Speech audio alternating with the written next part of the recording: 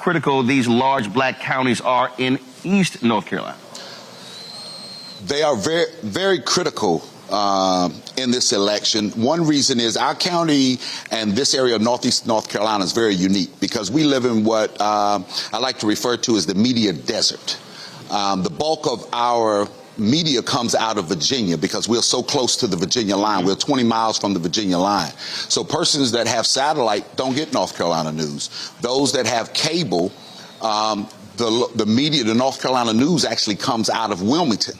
So we are in a very unique situation because it's very hard to disseminate information. It's hard to carry that out. And many times when persons are going to the polls, earlier the students spoke about, you know, what are the issues when you ask them, who's on the down ballot. A lot of times we don't get those. So you just being here is vital and is critical because our students at this university have been under a continuous attack, an onslaught, if you want to call it, by the local, by many members who are of the extremists of the local Republican Party. And this has perpetuated itself even over the last 4 months. Earlier you talked about the voting site, which is the Kirck White Center here, which is owned by Elizabeth City State University, but it's not on the internal campus. And there was a push by the local Republican Party here to remove that site. Right. And to take it to the local board of elections. And this went on for over 4 months. And then they filed numerous complaints. They were frivolous. They were fraudulent. How far away is the local board of elections office? We would have had 2 voting sites within 100 yards of each other, or 200 yards, because when the state board agreed to have 2 early voting sites. Right. However, our local election director resigned in the month of August, followed by the deputy director. So the same Republicans that were fighting against the Kirck White Center came back, and in a unanimous vote after their resignation, which looks like the rest of North Carolina, because since 2019, 60% of the election directors in this state have resigned. Many of them cited for intimidation and just constant. Now, here in Pasquotank County, our election director nor deputy gave any reason why they resigned, but we know that complaints have been filed. They filed complaints against us from 2020. Right. They have continuously filed complaints about student voting. So we can see the handwriting on the wall. So we would have had 2 election sites within probably 150 yards of each other. But yet when the director and the deputy director resigned, it was a unanimous vote. And the Republicans said, okay, well, let's go to the Kirck White Center. And they've already started in talking about some of the things that they want are so unrealistic. The lighting on the building. They don't feel safe. Why don't you feel safe? See, Kirk, the reason that people need to understand what Keith is describing literally patterns Waller County in Texas where Prairie View is. Same thing. And it's the same thing, I mean, in Fort Worth, in Arlington, Texas, University of Texas at Arlington, which is a PWI. But the Republican Tarrant County judge, he wanted to remove the early voting location off of the campus of UTA. You're talking about a university with, 10, 20,000 students, and you go faculty, plus it's easily accessible for the public because of parking as well. I remember, I think it was 2012 or so, I can't remember the year, there was a clerk in Wisconsin who admitted to purposely moving an early voting location off of a college campus because too many of the white college students were voting Democrat.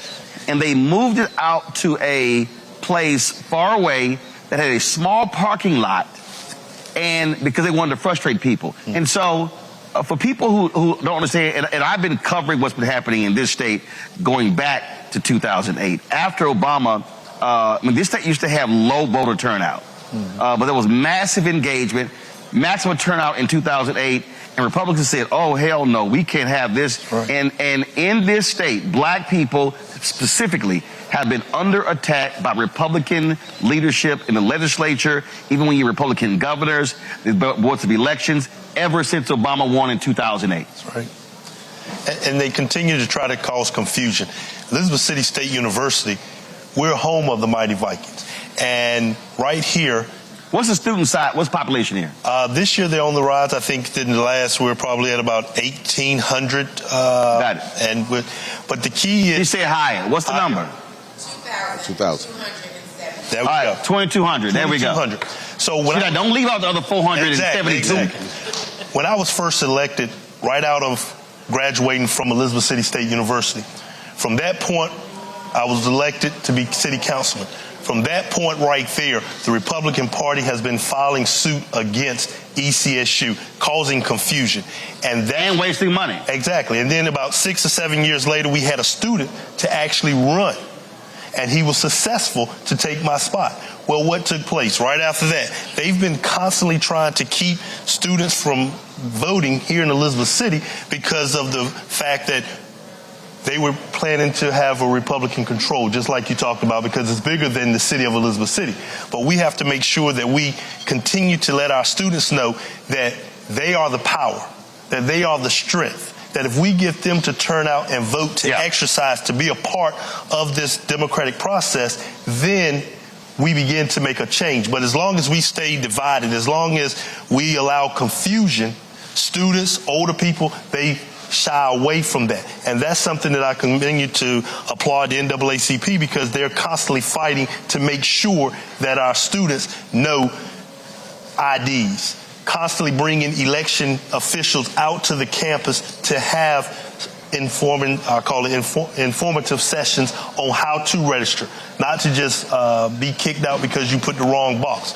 But that's one of the things that I'm just so proud to make sure that I'm always on the campus visiting the students, because I want them to know that they are very valuable to the future of Elizabeth City and North Carolina and the entire presidential process. I'm going to have my panel ask some questions here after this here. But I mean, here's the thing again that people don't understand in this state.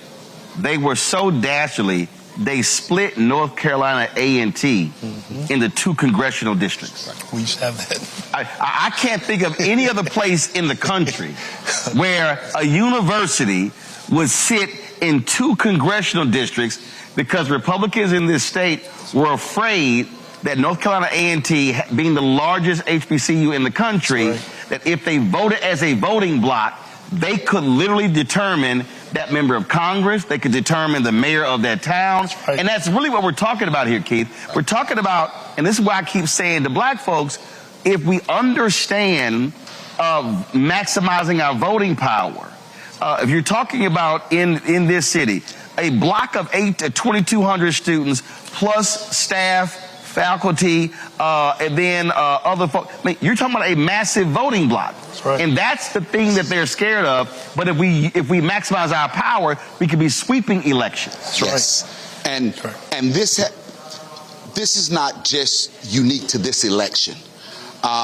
Students at Elizabeth City State some years back were even subpoenaed. That's right. You imagine you send your child to college, they go out and vote, and then somebody walks in and hands them subpoenas. The sheriff's department walks in and issues subpoenas, and the students then have to go in front of a hearing. And that just didn't happen once, twice. It has happened 3 times. And that's that type of intimidation that is taking place in northeastern North Carolina that really mirrors what's going on. It's just exemplified here because many times that media desert that we live in, it's not covered, it's not talked about. And when you're in small and rural areas, because we don't have a lot of the resource, because we don't have numerous social justice organizations, it is very easy to target individuals. But, you know, there's a saying, maybe nonpartisan, but I'm political as hell. And we're going to protect these students. We're going to protect them as they go to the polls. We're going to protect their rights. We're going to be there for them. And that is so important, because when I do talk to students, I let them know that it was young people in the 60s. You know, when they look now and they see Dr. King, they think about him as an older gentleman, but Dr. King was 25.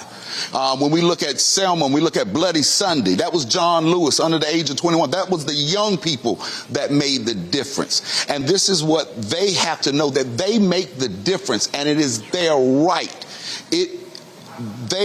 If they want to vote, they're going to vote. They're going to be protected.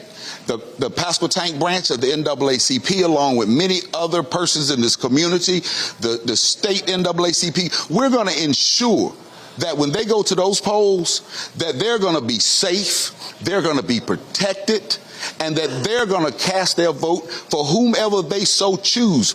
But they have to know, and that's why, again, Roland, we're just so excited that you chose to be here so that these issues can come to forefront. You know, we were here when Andrew Brown Jr. was murdered, and young man was shot in the back of the head. And the deputies went back to work here in Pasquotank County. But we took that pain, and I want our students to know, and everybody to know, we took that pain and turned it into political power. Because at the very next local election, my brother became the mayor. 5 out of the 8 seats on city council were black people. Okay? And it's always not necessarily about color, but it's about people with like interests. Right. But we took that pain and turned it into political power. And Kirk, that's the thing that I'm always, earlier I said it's math. And when you talk about politics, if you got an 8-member city council, you need 5 votes. That's right. If you got a 9-member school board, you need 5 votes. If you got a 7-member county commission, you need 4 votes. Right. And it's important for any student, any middle-aged person, any senior citizen to understand that it's a numbers game. That's right. If you look at many of these places where you have 35, 40, 45% African-American, in some places 50, 60, we could literally be running the table. So when people talk about, well, our issues are not being addressed, well, if you don't vote, it's a guarantee they won't be addressed, and then we can control it. And it doesn't, listen, I was in Montgomery, Alabama, and that was a white woman who was hardcore about making sure kids in that predominantly black city were being educated during COVID. I was at Alabama State a couple of weeks ago, and she was there, and she thanked people bringing her on the show. And so, bottom line is, there are white folks of conscience, there are Latino folks of conscience, Asian folks of conscience. You talk about it's not about race, it's about like interest. But if we let folks sit on the couches, then you literally can't change anything in the city, in the county, in the state, in the country. That's right. It's about the numbers. And other people recognize, but sometimes we're last to recognize that if we come together, if the students come together, 2,200, we have about 3,000, 3,200 on a city election for a mayor out of about over 20,000 residents. They did. So you're saying in the city election, some 3,300 folks cast ballots. Voted for mayor. Voted for mayor. Voted for mayor. So this campus could literally change. Pick the mayor every 2 years or 4 years. Every 2 years. Every 2 years. Every 2 years. Even down to our representative for the House. 1,200 State House. I believe Howard Hunter lost on his last election by I think about 1,200 votes. 2,200 changes the election cycle. Takes one. But we don't, because they're so going after causing confusion, that a lot of times we don't have the opportunity to tell the story and let our students, let the persons who sit on the couch know that they are very important. And that's what, I think that's what I tell my brother, that's their game all the time. Keep causing confusion. That way we don't have opportunity to educate. And once you tell people and empower them through educating, telling them what's going on, now they get motivated. Now they're trying to learn. And once when you had these students up here, I was just listening to some of them talk, and I was becoming energized because it's great to hear students talk. A lot of times, older people only once talk. But when you hear students and they begin to understand that they control the power, that they can dictate what takes place in the state of North Carolina, in Elizabeth City, that's power. That's power that we have to tap through all. And North Carolina we're the largest, have the most four-year historically black colleges in our state than any other state. Right. If the students come together and decide and push an agenda, everyone would be able to get their agenda. ECSU could have multiple buildings, more funding, if the students come together, but they have the power, and that's why we're glad that you were able to come here, come to the campus of Elizabeth City State University, because as Elizabeth City, as the mayor, the one thing that I let everyone know, we're proud to say we are the home of the mighty Vikings. We're recognizing, I love to come out and talk to our students. I try to bring multiple people out because they are the economic source that's in our city. They are the voting base in our city. We need Elizabeth City State University, and I'm a mayor that has no problem with saying that because I want the students to know that they are a valuable asset here. Well, you also need it because this university is a major economic generator to this city as well. Robert, I'm going to go to you, Robert, because when Moral Mondays was taking place here, being led by Reverend William Barber and others, what was very interesting about that is I never forget, I spoke a couple of years later. It was Reverend Barber's last NAACP State Conference dinner. And there were a group of 3 or 4 white women, and they said, I bet you never thought you would meet 4 white women as founders of an NAACP chapter. And they talked about founding this chapter in the mountains of North Carolina because through Moral Mondays, there were white folks who said, wait, they talking about the same stuff that I'm being impacted by. And so what you saw was what began as a largely black Moral Monday movement begin to totally change. That's what I'm talking about, how when you focus on those issues, how North Carolina literally can change as opposed to being a red state. You're absolutely correct. And I think that when we look at the expansion of the map that Kamala Harris has exhibited since she got into this race, and then you can't ignore, Mark Robinson is there. He is a entity on the Republican side. And for our Christian conservative voters who might be watching, I want you to think to yourself the fact that Mark Robinson will probably still get 40% of the vote in North Carolina, despite saying he's a black Nazi. He will still get 40% of the vote. So for our guests, I would like to ask, what are you hearing in response to kind of this extreme MAGA agenda? And for people who are still undecided, have you talked to them about what Project 2025 is going to do to affirmative action? Have you talked about what it's going to do to HBCU funding? What are people saying when you talk about the agenda the other side of the aisle has?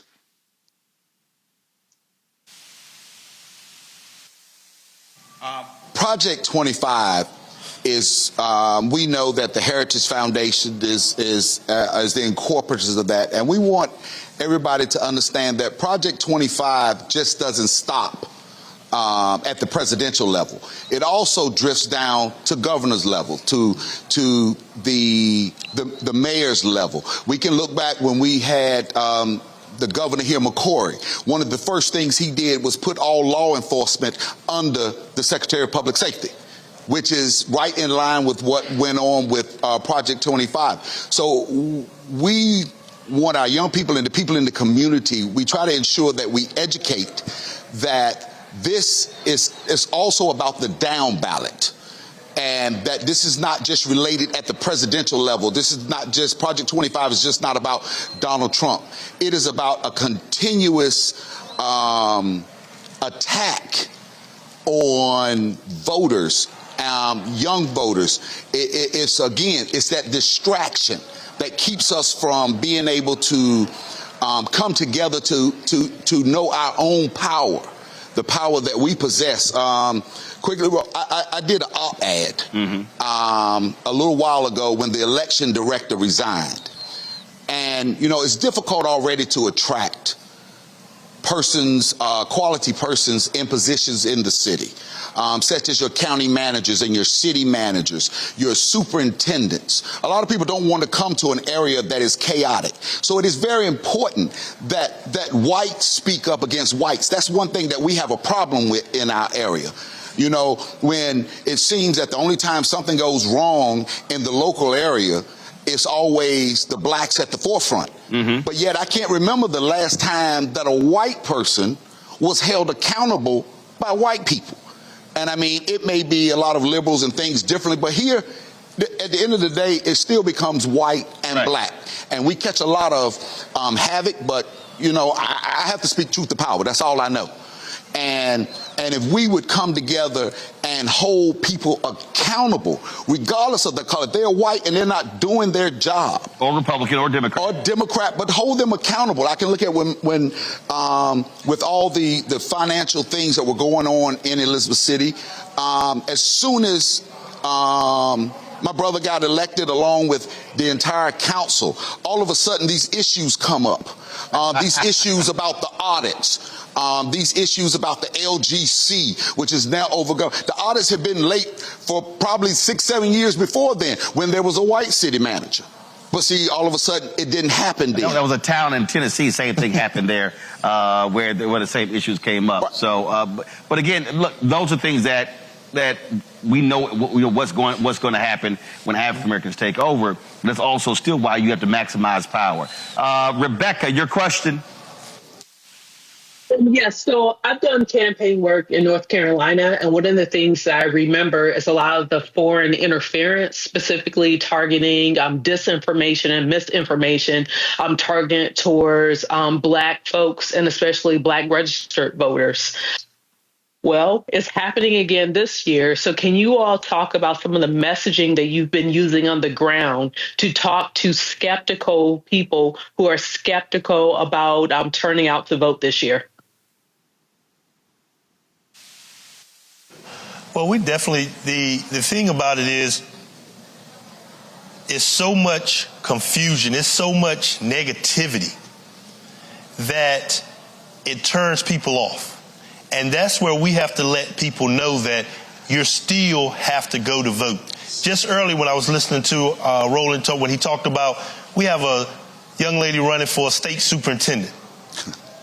She said nationally, kill or pay-per-view and let's kill Obama.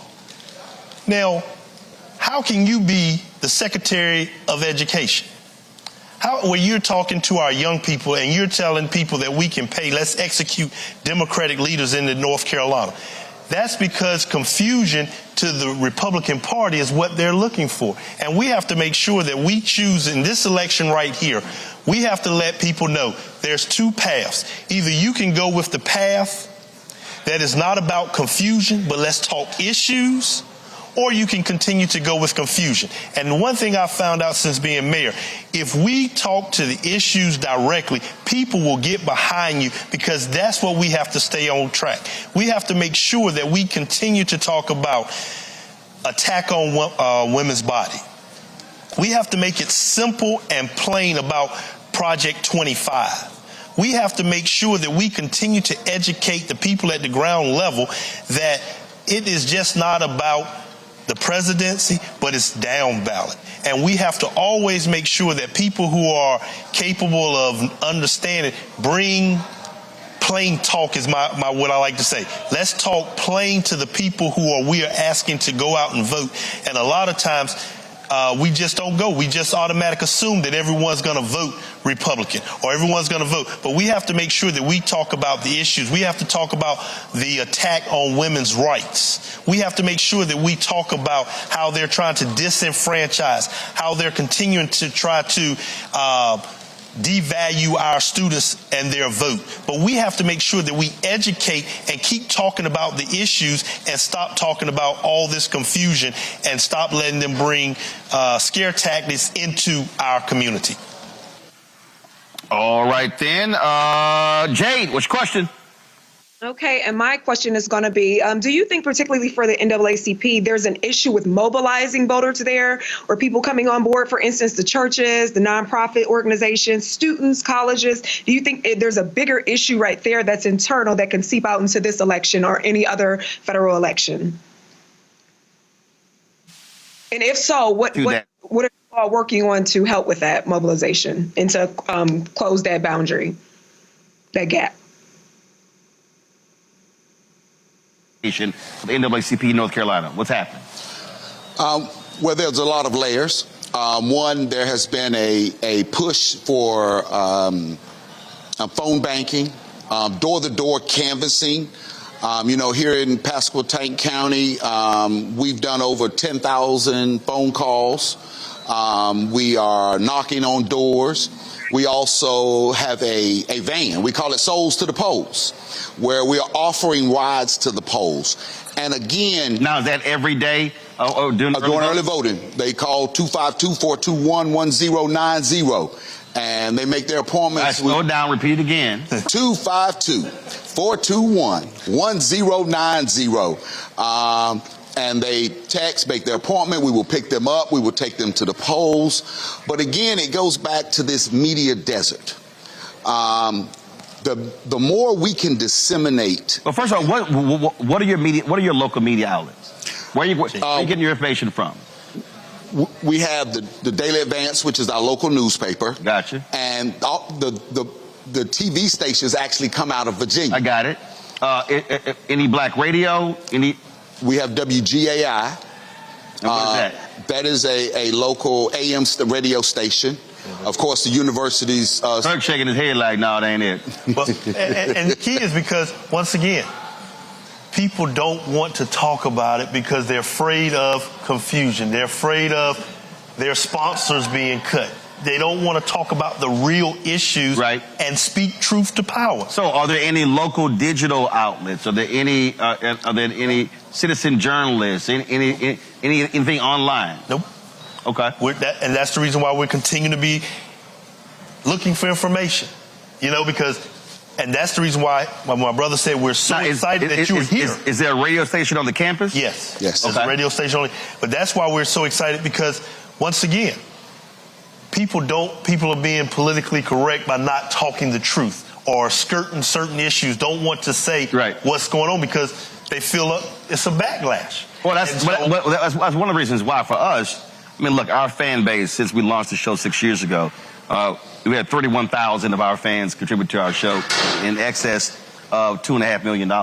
And the reality is when you are dependent upon other sources, that's how you're going to control it.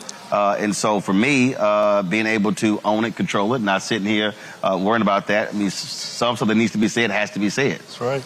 And again, I think that's really important. Last question for you. Jade asked a question about in terms of the canvassing and things along those lines. Are you getting resources from the national organization? Are they funding efforts in North Carolina on the ground? Yes, but that comes at the state level, and then of course the information, the training. We partner with a lot of. So the state sending y'all money? The state conference and the NAACP? I'm just making sure y'all getting some money. No, where we are, what we do is we partner with a lot of social justice organizations here, such as Black Voters Matter. The state conference or NAACP sending y'all some money? We get resources from the state conference. I just check. Hey, I just want to know because if I need to call Derek Johnson, I call and say, bro, put a check. And we I ain't got a problem calling, so I'm letting you know. I ain't call nobody. We get resources. Okay, all right, checking. And so the push again is that dissemination of information. For example, like my brother said, Morrow, who's running for state superintendent, there are so many people that had no idea about those comments that were released on CNN when they said, hey, put the execution of Obama. She crazy. We'll pay for it. Yeah. On paper. Oh, she out of her damn And mind. we actually went to the Republican meeting when they advertised that she was coming. I was asked to leave. Damn, I would have showed up. But we kept enough people there to hear, and people need to know this. When somebody is talking about, executing the governor, Roy Cooper, executing Biden, how can you, and now you're saying that you're going to be the state superintendent Right, of all education. of all of education. And you illiterate. And so Schools of child. I ain't got a problem. Hey, listen, I ain't got a problem. There's some things y'all can't say. I ain't got a problem saying it. Hell, she was sitting right here. I said it too. You illiterate. So, first of all, let me thank both of y'all. I appreciate it. We're glad to be here. And again, we're going to keep, our whole point is simple. That is, we know the issues that even mainstream media is not going to cover, which is why we do this every single day with my show and the other shows on the Black Star Network. So we appreciate it. Thanks a bunch. Here's a 78-year-old billionaire who has not stopped whining about his problems. Oh, she had a big crowd. Oh, the crowd. This weird obsession with crowd sizes. It just goes on and on and on.